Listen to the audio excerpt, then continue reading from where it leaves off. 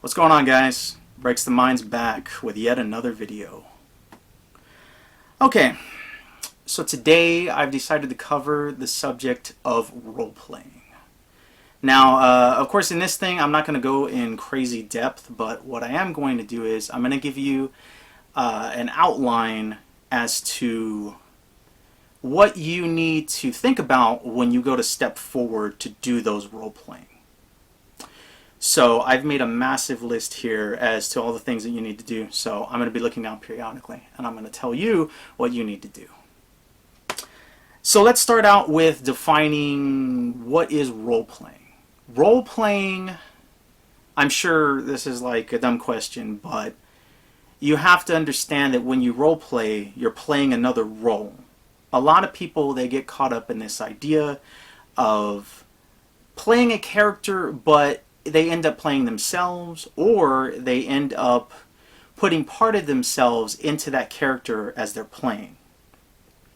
If you follow my instructions of what I'm about to give you, you won't have that problem anymore. There came a time when I used to do that.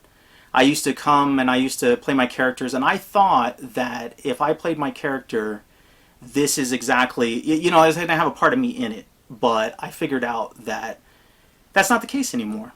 I figured out a way over time. I ended up taking me out of the picture and only playing the character itself. Okay, so let's ask ourselves, how do we do that? Okay, so the first thing that we need to focus on is figuring out how your character speaks. Your character is not you. So if you have your catchphrases, you have to think of like the dialogue that you say, and you have to abandon that dialogue. So if you say, "Oh man, dude, that's super cool," you have to abandon that. Because unless your character is that type of character, so you have to abandon, if you in real life curse a lot, maybe your character does not necessarily curse a lot. If, I'm trying to think of some other examples, but if you have, there's certain phrases that we all say. We all do this. We all have a thing that we do. You have to try to get rid of that. You have to practice saying something else. Now, you know what? I'm not going to go into that. All these subjects right here, I'm probably going to cover in a different video, and I'm going to try to widen it and make it, more in depth. But right now, what I'm trying to do is I'm just trying to give you the outline of what you need to look for. So that's one of the things. Learn how your character speaks, because it's not you. You can't talk like your character, because if you talk like your character, well, or if you talk like your character is not your character is you. It's like you cosplaying as your character, playing your character. So then you're not necessarily your character anymore. Your character is you.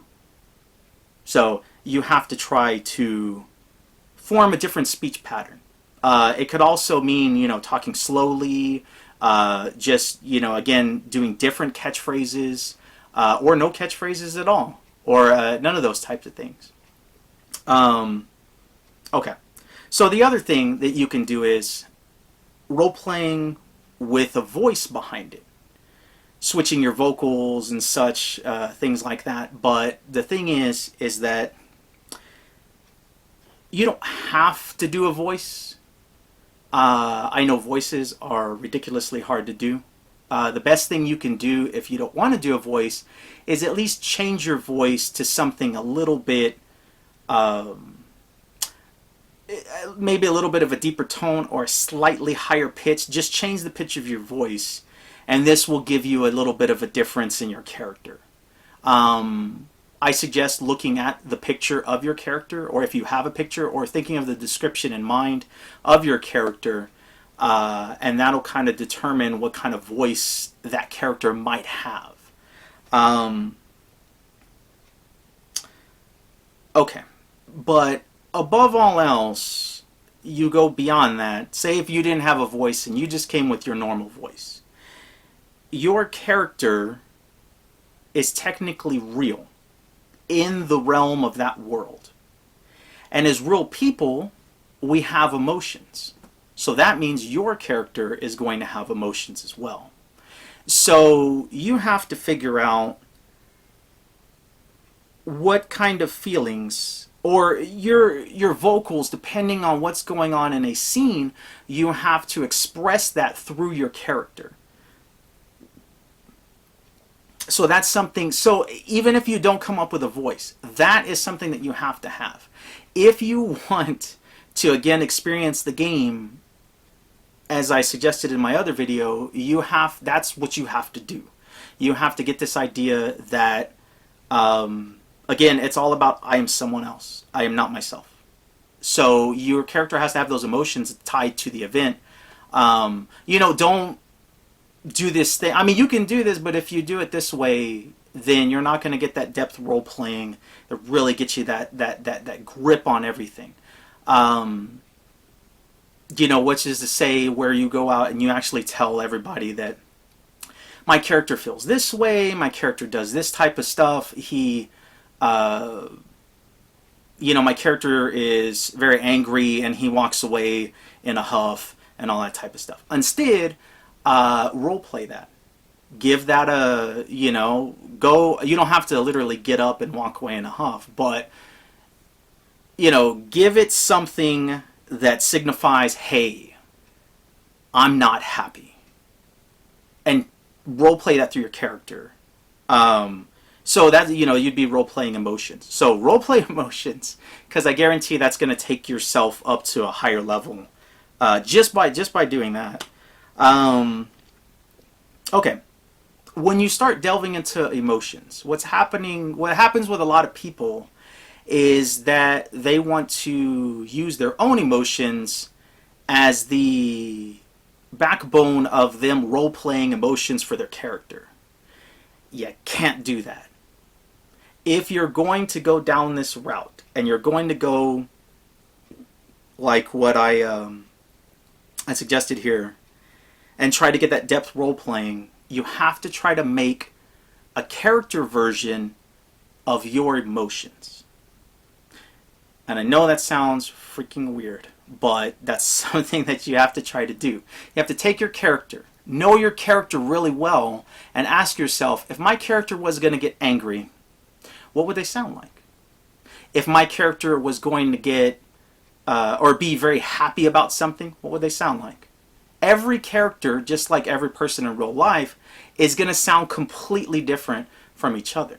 So you have to determine for your character as to what kind of emotion, or what kind of, not emotion, but what kind of,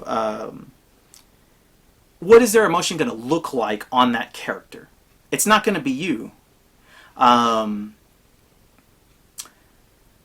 Because when you do that, people will get confused. I've had moments where a dude never did this, and then suddenly he starts role-playing with this whole super seriousness. And at the time, I was not capable of handling that. I can handle it now, but at the time I wasn't. And what ended up happening was I tried to break the scene with me, trying to crack a joke or something like that to try to take the seriousness out, because I couldn't tell if it was him or if it was his character. Because, again, he hadn't done this before. So I would recommend, in addition to this, if you're going to do this, stick with it. Don't just bring it in once and then walk away and bring it, stick with it. Keep it going, because if you do not keep it going, it gets confusing for the players. If you've gone right up to the bat and they've seen who you are, then the players and the storyteller or game master will come in and they will know, like, oh, okay, this is how this person is going to portray their character. And they know what to expect, instead of blindsiding them, and then they have to break character and break scene, which that can cause disaster if you're trying to get involved into some depth role playing and get yourself really, caught up in the moment and get those feelings across and all that other type of stuff. Let's see. Okay, here's the thing. There was a friend of mine that used to play with me, and something that he did was that he went out and he would only get angry at a situation in the game like he would make his character get angry at the situation. If he was, um, if it was something that he himself would get mad at in real life. Okay, so there's the problem there. That's why you have to give your character their own ideals, their own. They have to have their own personality with them, because if they don't, and it's your personality, then that means the things that you dislike and like and what have you, those are going to be your characters too, and your character is not you. So whenever he did that, I was like, I knew it was coming, because I was like, I know in real life he's like gets bothered by this. I was like, let me see if it's going to happen, and sure enough, it did. And I was like, alrighty. So I was like, well, there you go. He's not playing a character; he's playing himself. And I was like, and that's not cool, because I've always told this to myself. If I was in these types of games, like if you were in there, you wouldn't stand a chance. These games are created for fantasy type characters, these characters that do not exist. So we have to create a persona for ourselves that doesn't exist. Okay, so let's see. What else do I got here? Okay, here's another thing that you do. You have those emotions. You have to figure out what triggers those emotions. What are those things that makes that character get angry, or what things makes that character excited, or what characters makes that or what thing makes that character sad, or anything like that. Any type of emotion that you can think of, what triggers that thing, so that when you have those types of things, you can be prepared to roleplay that at any given moment once you hit that moment. But you have to make sure you have to sit down and ask yourself, well, what triggers my character? So you won't fall victim to what my friend did, which was saying, oh, I only get triggered if I'm triggered in real life. Well, and then you may run into a moment where it's like, oh, this triggers me in real life, but my character could care less. So you have to be careful of that too whenever you're going and you're role-playing and you're doing your thing. Okay. Something that definitely helps in bringing out your role-playing and your character is gestures and facial expressions. Now, though we're not going out, and I mean, maybe some of us are playing live-action role-playing or whatever, but most of us, we're either at a table or behind a computer screen or what have you, but things look a bit better when you put a little bit of a gesture behind it. So, let me think. Well, like a gesture, meaning like if your character is in thought. Well, if you, instead of just saying, okay, my character's in thought, if your character goes and says, okay, well now that gives off the impression that, your character's thinking. Okay? If your character's mad, then you kind of have to go and do the, looking very angry thing. And give yourself a scowl or whatever, or, if your character goes and they're like, whatever. That's something, again, that's just something very simple that you can do. I've done things as a storyteller where I've, gotten up and I like